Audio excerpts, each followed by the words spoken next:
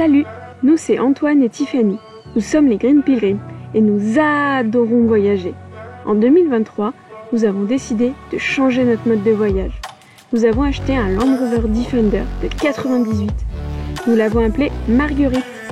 Nous avons passé plusieurs mois à la bricoler pour qu'elle devienne notre maison sur roue.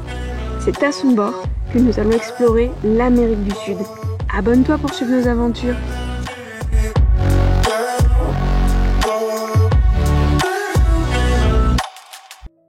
Bon, on a décidé de partir à l'ascension. On est en train de monter au viaduc. On est parti, on était au pied, vraiment tout là-bas en bas. Là, on monte.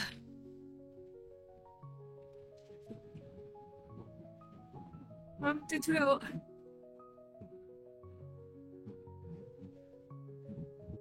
Bon, Antoine est à court d'oxygène, donc il s'est arrêté et là, il redescend. Donc moi, je continue l'ascension. J'ai le souffle un peu coupé. J'ai couru au début, j'aurais pas dû. Donc ouais. Là, il y a beaucoup de vent. Donc je m'accroupis à des endroits et je me tiens bien. Il y a des rambardes comme ça en acier un petit peu tout le long. J'essaie de bien me tenir parce que le vent, il me pousse. Ouais, c'est assez impressionnant. Là, on est à pratiquement 4200 mètres. C'est pour ça qu'il y a des grosses rafales. Là, il y en a une par exemple. Je m'accroche bien. Bon, je viens d'arriver en haut. On voit du coup le pont derrière moi. C'est assez incroyable. Alors par contre, il y a un vent, c'est... Enfin, pour redescendre, il va falloir que je fasse attention parce que il y a des grosses rafales et ça me pousse un peu quand même. Je m'accrochais bien déjà à la montée. Donc là, je vais bien me tenir aussi. Et regardez ça. Tout en haut du viaduc. Donc voilà. Je suis tout en haut du viaduc. Hop, en bas là-bas, on voit Marguerite. C'est impressionnant. Donc ouais, je suis montée là à pied en zigzagant du coup d'en bas. Et je vais redescendre de la même manière. Mais c'est assez incroyable. Alors là, il y a moins de vent, mais dès qu'il y a des rafales, c'est impressionnant. Ça me pousse. Alors par contre, c'est interdit de traverser à pied, donc je vais pas me faire comme ça sur le pont qu'il y a. Et voilà.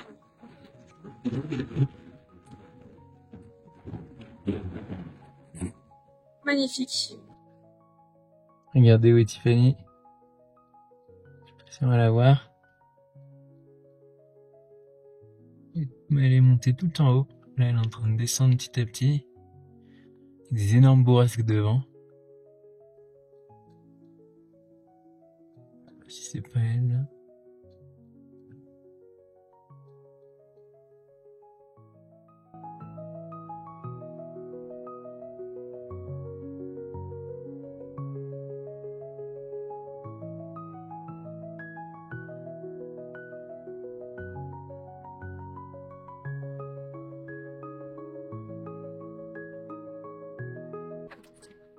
On a quitté la route 51, on est maintenant sur la 200 et quelques, je sais plus, il y a trop de chiffres ici. Donc voilà, on est en pleine nature, il y a que des rochers. La piste est en plutôt bon état, des moments il y a un peu de ripio, mais là pour le moment ça va. Là on se dirige vers un salar, et après on prend la route de Tolar Grande. Voilà, ça promet d'être encore incroyable comme paysage. Ouais, sur cette piste où il y a un petit peu des cailloux, on a flanc de falaise. Vous pensez qu'il y a des bus qui passent? Bien sûr que oui, des bus, allez, ouais, pose-toi ici parce que lui il va pas s'arrêter. Sachant que vous allez voir, ils ouvrent leur capot. Je pense pour avoir plus de puissance ou parce que c'est cassé, je sais pas. Mais regardez l'état du bus. Je pense que c'est pour éviter que le moteur chauffe. Ah ouais? Salut. Remarque, je sais pas, parce que là, il fait genre 8 degrés dehors. Oui, il fait froid dehors. Où est mon petit thermomètre pour que je vous dise ça?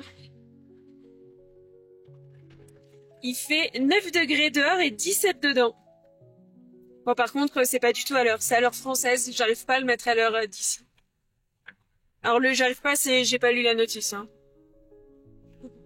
Mais Antoine, il aime bien lire les notices.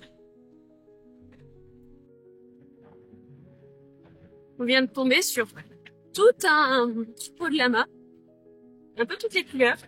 Sont jolies. Coucou les pépés!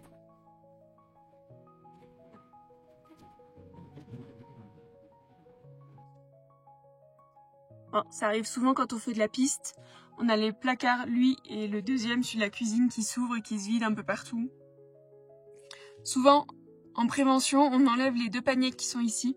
On les dépose au milieu pour être sûr qu'il n'y en ait pas, que ça tombe pas.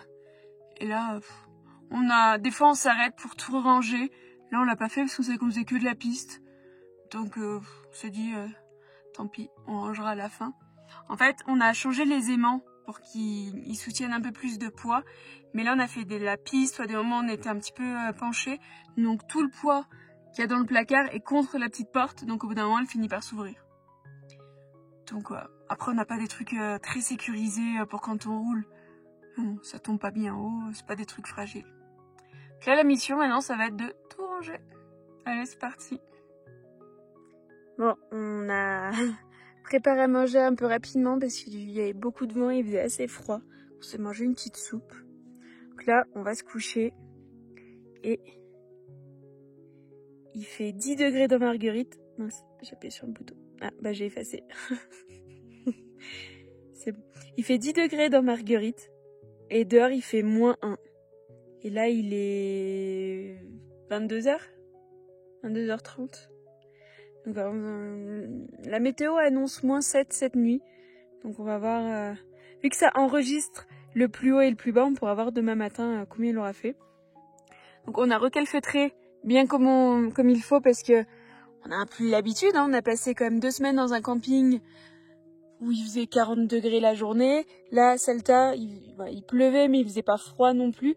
Mais là, pour le coup, -7 la nuit, ça repère sur les températures un peu comme on est dans le sud de l'Ipèze. Donc on a bien tout recalfeutré.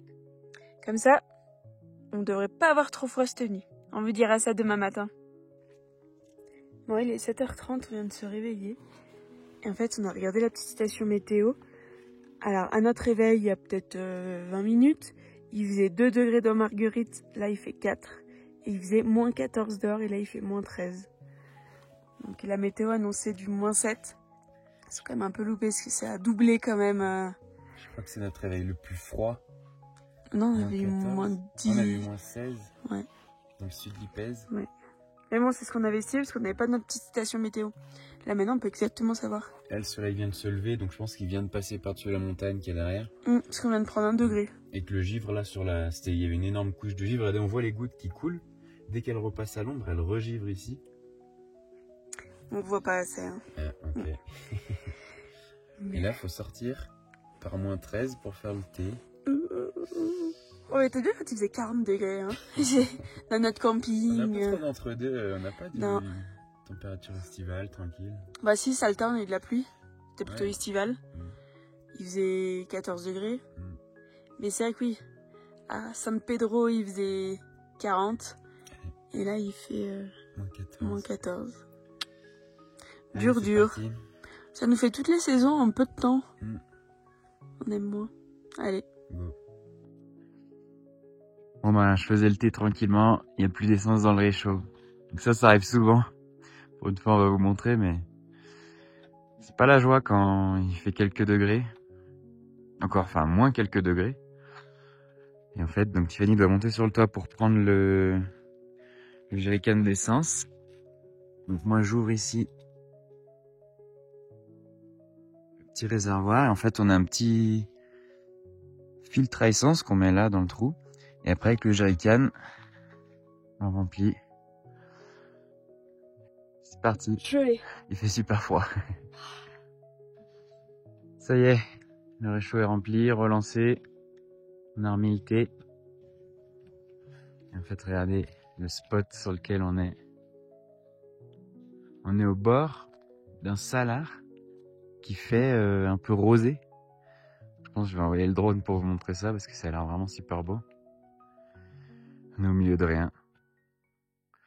Normalement, la région de la Puna, c'est un peu comme ça tout le long. Donc on devrait passer au moins une semaine dans des endroits comme celui-ci. On se sent très libre.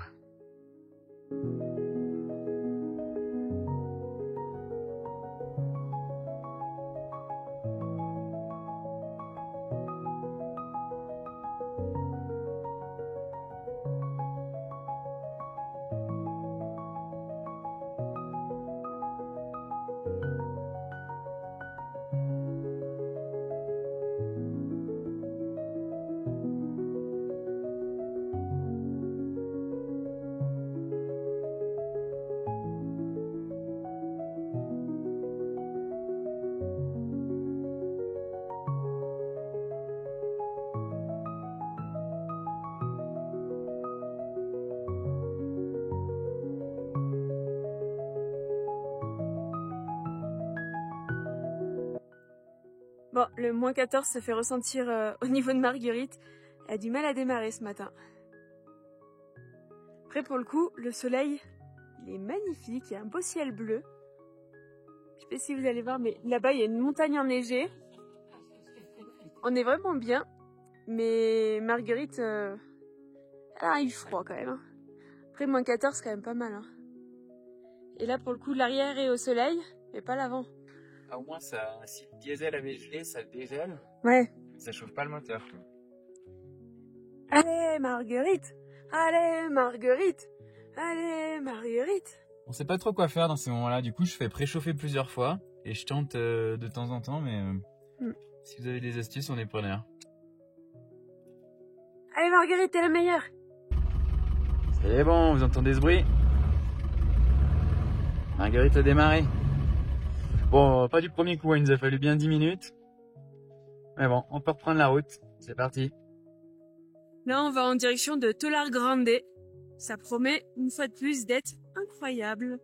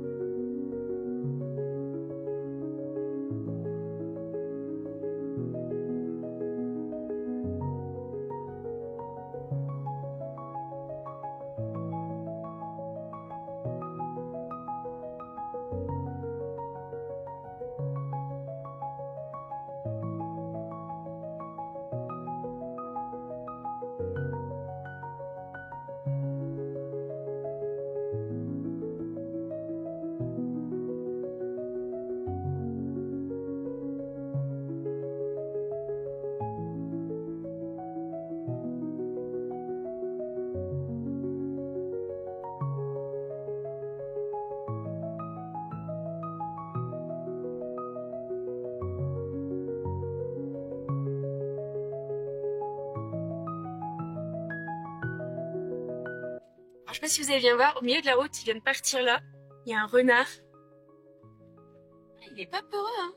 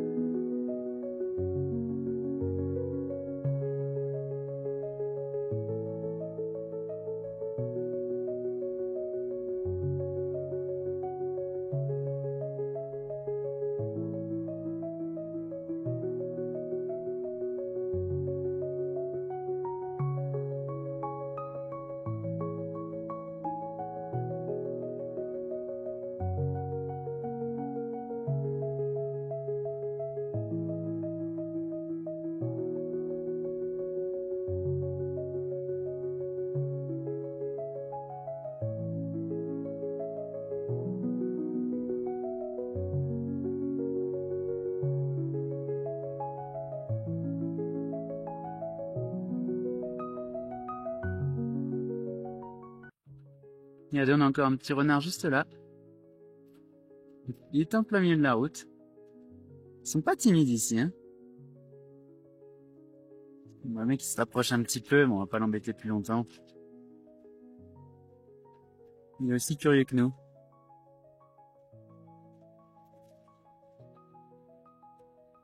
Je vais quand même essayer de me rapprocher un petit peu.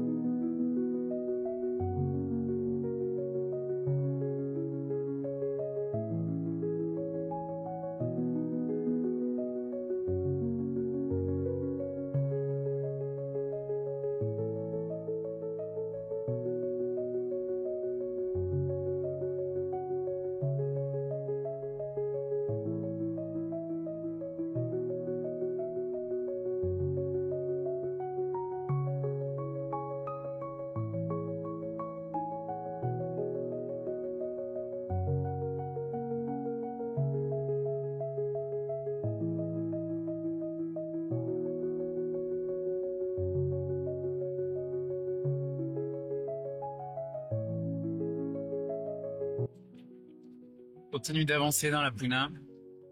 En fait, toutes les 15 minutes, on change de paysage, c'est vraiment incroyable. Ah, ça bouge beaucoup. Mais c'est plus du ripio, donc la route est un peu plus jolie. C'est un mix asphalte-terre avec beaucoup de trous. Mais bon.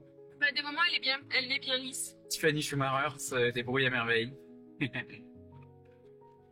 il aime du ripio de goudron. Ouais, C'est chaud. on vient de découvrir ça. Ouais.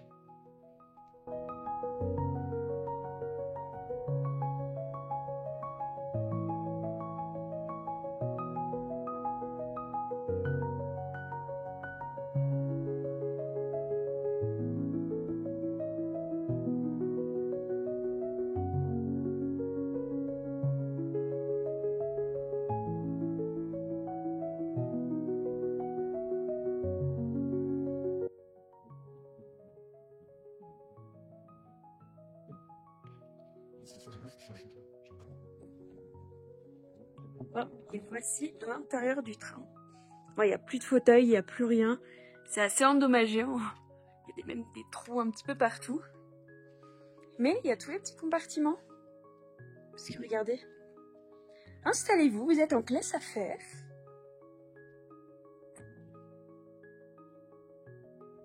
Petite classe business. Là, c'est plus la classe éco. Un peu plus abîmée. Là, il y a tous les petits compartiments. Et là, on arrive vraiment à la fin. Le plafond est un peu cassé. Hein. Et là, on voit les voies ferrées et les montagnes. Vraiment magnifique. Voilà, on est en train de marcher. On va rejoindre un trou d'eau qui s'appelle Oro del Mar. Donc voilà, ça promet d'être assez incroyable. Là, la route, elle fait Salé. toute salée. Et je sais pas si vous voyez bien, mais hop, derrière là-bas, on voit des pics enneigés. C'est incroyable. Et là, il y a une petite vigogne. Je vais zoomer un peu pour que vous la voyez. Petite vigogne qui se balade.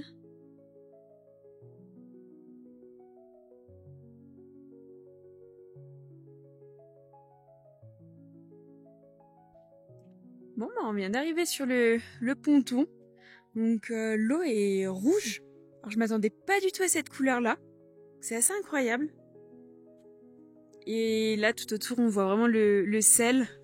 Ça fait bien blanc, donc ça contraste énormément avec le rouge de l'eau. Donc voilà, Antoine, il va prendre de la hauteur pour voir s'il y a d'autres couleurs. Parce que moi, sur les photos, je l'avais plutôt vu bleu turquoise. Donc voilà, on va aller voir ça.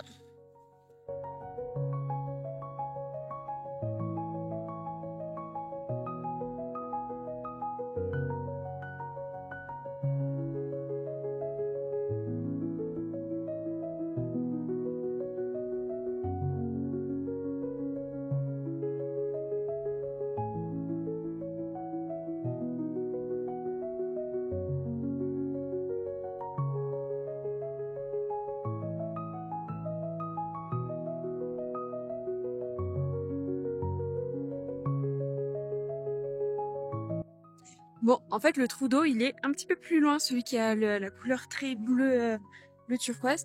Bon, on l'a repéré avec le drone, donc là, on va aller la voir de plus près. Et, je sais pas si vous allez voir, je vais zoomer un petit peu. Il y a les vigognes qui nous accompagnent, elles sont en train de nous suivre.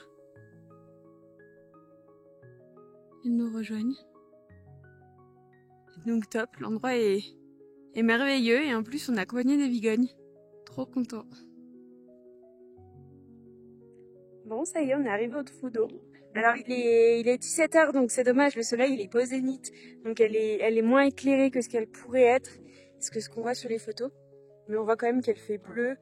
Elle fait, on voit bien le sol, on voit bien un peu ce qu'il y a au fond. Regardez si je me rapproche. Ouais, c'est quand même assez incroyable. Hein. On va aller voir. Là-bas, il y en a une qui est plus claire. Et là, de l'autre côté, il y en a encore une autre. Et encore une autre là-bas. Il y en a partout. Celle-ci, elle est toute petite, mais elle est assez incroyable. L'eau est vraiment transparente. Et autour, on voit tout ce sel. Voilà, c'est assez beau. Ça fait du bruit quand on marche. Donc il y a le côté sel, on le voit du coup comme ça blanc, mais il y a aussi ce côté de sel plus orangé, qui fait un peu rose des sables. Donc là, je sais pas si c'est quelque chose qui vient du sol en dessous, parce que de là où on vient et de là où on voit les montagnes derrière, c'est beaucoup de sable. Donc c'est possible que ce soit une formation sableuse. Parce que c'est assez solide quand on marche dessus. Hop. Alors, là j'arrive vers un autre trou d'eau. Regardez comme il est beau. On voit il y a un trou au milieu qui est assez profond. C'est incroyable. Oh là là.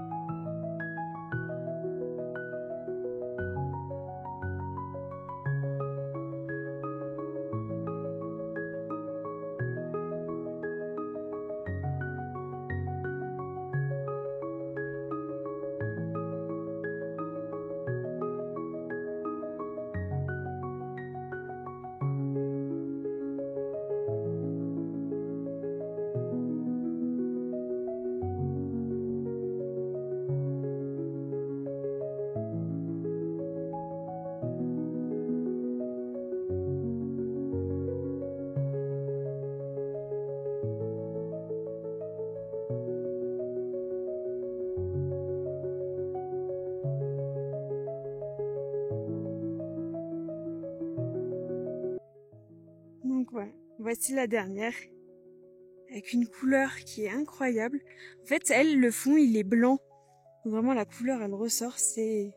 Waouh. Il n'y a pas les mots pour la décrire, celle-ci. C'est ma préférée. Mais bon, elles sont toutes jolies.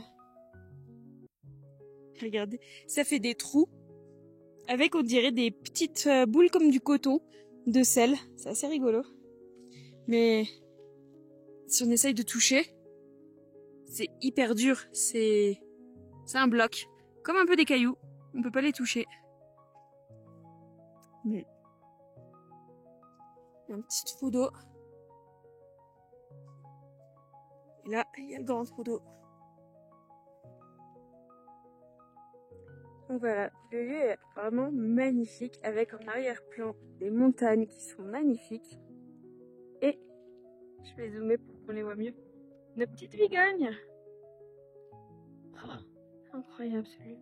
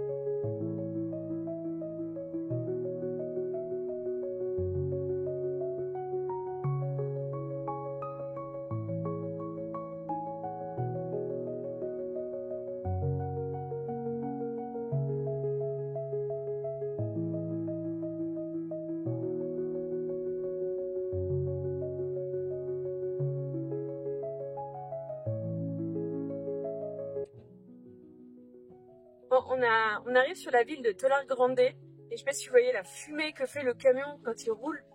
En fait, il roule à des vitesses. Ah, vous allez voir le nuage qu'on va se prendre. Voilà, on voit rien. C'est impressionnant la vitesse à laquelle ils vont sur ces pistes. Alors celle-ci, elle est grande, elle est large, donc on se croise facilement, mais il y a des moments, il y a du beau ripio, bon, il y a des trous, des moments, c'est du sable. Et eux, ils foncent, quel que soit le revêtement. Bon, on vient de dépasser la ville de Tolar Grande, et on a conduit peut-être une demi-heure. Ouais. On va s'arrêter là, on est à l'entrée du Salar, donc pour le coup, au moins, on n'est pas dans du sel cette nuit. Il y a beaucoup de vent, mais il n'y a pas trop d'autres champs. On est à côté de la route, mais on a une vue incroyable sur les montagnes. C'est magnifique. Je pense pas que de nuit il y ait beaucoup de trafic ici, donc. On a croisé de personnes. Et il y a du vent, ce qu'il n'y avait pas hier soir, donc je pense qu'il va peut-être faire moins froid cette nuit. Incroyable. On espère, parce que le moins 14, ça pique. Ouais, non, après les 40 degrés qu'on avait la journée. On a bien réussi à calfeutrer, il faisait. Ouais, il a dû faire 2 degrés au minimum. Mm. Donc pour le coup, 2 degrés, ça va. Il n'y a rien qui a gelé. Le problème, c'est que c'est le matin, quoi. C'est de 4h à 7h du mat que ça continue de descendre, en fait, jusqu'à ce que le soleil se lève. Mm. Donc en fait, à 7h du mat, de 4 à 7, on est réveillé plusieurs fois par le froid, quoi. C'est pas agréable. On se couche plus tôt. Qu'on se lève plus tôt. Ouais. Et voilà, qui dit piste, dit bazar. Bah cette fois-ci, il n'y a qu'un placard qui s'est ouvert. De mieux en mieux. Allez, c'est parti pour le rangement. Bon, il y a beaucoup de vent, donc je sais pas si vous entendrez bien, mais là on a un ciel qui est vraiment incroyable. Il passe du jaune au rose au bleu. On prend plein les yeux. Bon, ce matin, c'est mission intendance. On a fait la vaisselle parce qu'il n'y a pas de vent. Très peu de vent, donc on en a profité. Regardez en plus la vue qu'on a. Je vais zoomer un petit peu. On voit les pics enneigés. Donc voilà, c'était plutôt une belle vue pour s'occuper de la vaisselle. Et là, on fait la mission. On va descendre les jerrycans d'essence qui sont sur le toit pour les mettre dans le réservoir parce que là, on n'a plus beaucoup de carburant. On a les 2 autres jerrycans de l'autre côté qui sont pleins. On préfère commencer par ceux du toit. Déjà, ils sont moins pratiques à faire, donc au moins là, ça sera fait.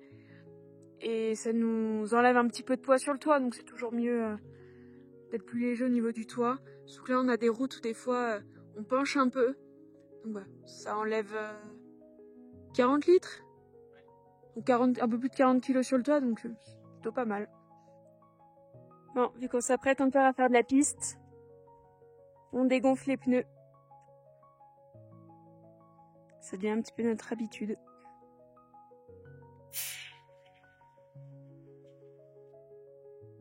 Après, voilà, c'est surtout pour que ce soit plus confortable et que ça abîme peut-être un petit peu moins les pneus. Bon, toutes nos missions terminées, on a repris la route. Donc, il est assez tard, je crois qu'il est 11h30. Mais bon, on va faire quelques kilomètres. Et on va s'arrêter manger normalement au niveau du cône Arita. Donc, c'est une montagne en forme de cône. Et c'est la montagne la plus parfaite, je crois que tu me disais, Antoine. La montagne qui a la forme conique la plus parfaite au monde. Donc voilà, on va aller voir ça. En attendant, regardez, on a la vue. Donc là, on traverse un salar, donc c'est pour ça que ça fait tout blanc autour. Et en arrière-plan, on a les montagnes enneigées. C'est magnifique. Allez, c'est parti. Bon, pour une fois, il y a une explication. Donc là, on vient d'apprendre que la Puna, donc toute la région dans laquelle on est, elle a été formée entre 5 et 10 millions d'années. Enfin, il y a 5 et 10 millions d'années. Et donc tous les salars ici, là, c'est que des salars volcaniques. Il n'y a pas d'origine qui viennent de la mer ou quoi. Et donc là, le Kono Arita, ça vient de l'Aymara, donc qui est une langue des communautés d'ici, qui veut dire sharp, donc pointu. Voilà. Et tu disais que du coup, sa forme conique, qui est vraiment parfaite, c'est le seul au monde. C'est le plus conique au monde, ouais, qui se rapproche le plus du cône parfait. C'est impressionnant.